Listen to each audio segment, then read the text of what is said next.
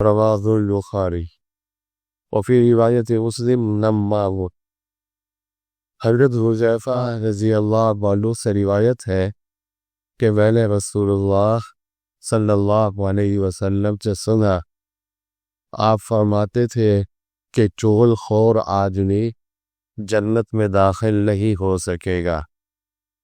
حضرت حذیفہ رضی اللہ عنہ سے روایت ہے کہ وہ فرماتے ہیں کہ سمعت رسول اللہ صلی اللہ علیہ وسلم یقول، میں نے رسول اللہ صلی اللہ علیہ وسلم سے سنا کہ آپ ارشاد فرماتے تھے کہ لا يدخل الجنت قطات، کہ چغل خور آدمی جنت میں داخل نہ ہو سکے گا۔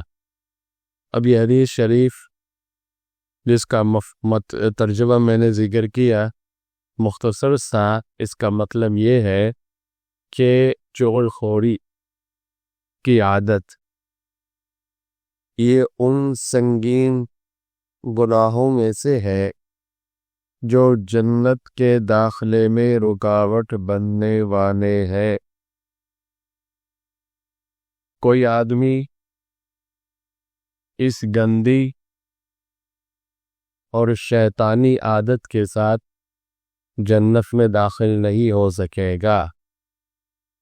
اس حدیث کو سنتے ہوئے اس کا مطلب اور مفہوم سنتے ہوئے ذرا ہمیں اپنے معاشرے کی طرف اور اپنی طرف بھی دھیان رکھنا چاہیے کہ آج یہ بیماری ہمارے معاشرے میں کتنی سرایت کر چکی ہے۔ تو یہ جو چغل خوری ہے اور چغل خوری کی عادت، یہ بہت بری عادت ہے، کبھی عادت ہے اور بہت بڑا گناہ ہے۔ اس گناہ کے ہوتے ہوئے جنت میں آدمی داخل نہیں ہو سکے گا۔ ہاں، اگر اللہ تعالی اپنے فضل و کرم سے کسی کو معاف کر کے یا اس جرم کی سزا دے کر اس کو پاک کر دے تو پھر اس کے بعد داخلہ ہو سکے گا۔ یعنی یا تو اللہ کا فضل و کرم اس کے شامل حال ہو اور اللہ اپنے فضل و کرم سے معاف کر دے، یا مجھے اس نے اتنا بڑا جرم کیا ہے اور پاپ کیا ہے، اس کی سزا اس کو ملے، اور وہ سزا بھی تو بڑی خطرناک ہوگی آخرت میں، وہ کہاں سے برداشت کر سکے گا؟ فضل و کرم کا بھی پتہ نہیں ہے کہ اللہ کا فضل و کرم ہوگا نہیں ہوگا۔ تو اس لیے یہ بہت بری عادت تھی۔ آج جس معاشرے میں ہم جی رہے، اللہ معاف فرمائے، ہمیں بھی اپنا خیر خواہ وہ بندہ نظر آتا ہے جو دوسروں کو چغلی آ کے کرے۔ ہر ادارے میں آپ تردائلہ ماشاءاللہ ہو سکتے کوئی ایک آدھ ادارہ آپ کو زندگی میں ملا ہو، ہمیں تو نہیں پتا ایسا۔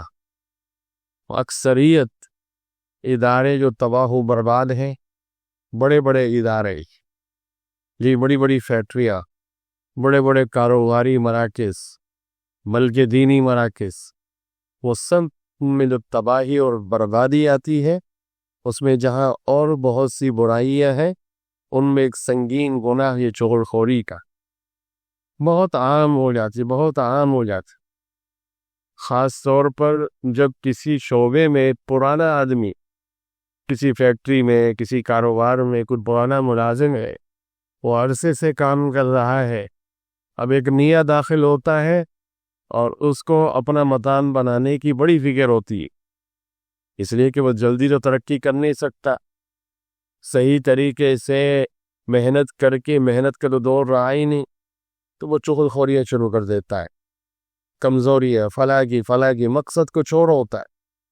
اور اگلے صاحب، وہ بڑے صاحب ہوتے ہیں نا، آج تک ماحول بن گیا ہے کہ بہت گردن جب اکڑی ہوئی ہو، غرور اور تکبر ہو اور پڑھائی ہو اور بڑی سیٹ پہ آدمی بیٹھا ہوا ہو، تو وہ اپنے سینئر ملازم کو بلا کے اس سے پوچھ نہیں سکتا کہ بھائی آپ کے بارے میں فلاں یہ کہہ رہا ہے، اس کی حقیقت کیا ہے۔ اس کا نتیجہ آج ہمارے سامنے ہے کہ اداروں کے ادارے برباد ہو گئے، مراکز کے مراکز برباد ہو گئے، چلتا ہوا کاروبار تباہ و برباد ہو گیا. دعا فرمائے اللہ رب العالمین اس طرح کے جرائم سے گناہوں سے ہم سب کی حفاظت فرمائے.